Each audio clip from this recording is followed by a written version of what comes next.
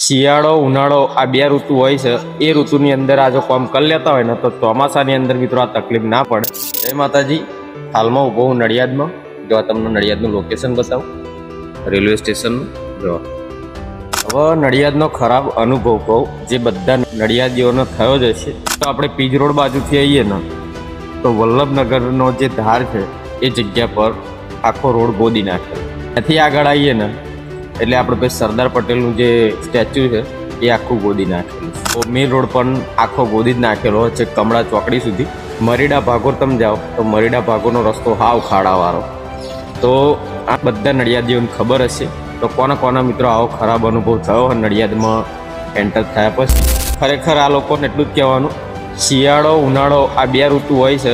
એ ઋતુની અંદર આ જો કામ કરી લેતા હોય ને તો ચોમાસાની અંદર મિત્રો આ તકલીફ ના પડે. વિડીયો ગમી હોય તો લાઈક કરી દેજો. મળીએ નવા વ્લોગમાં. જય માતાજી.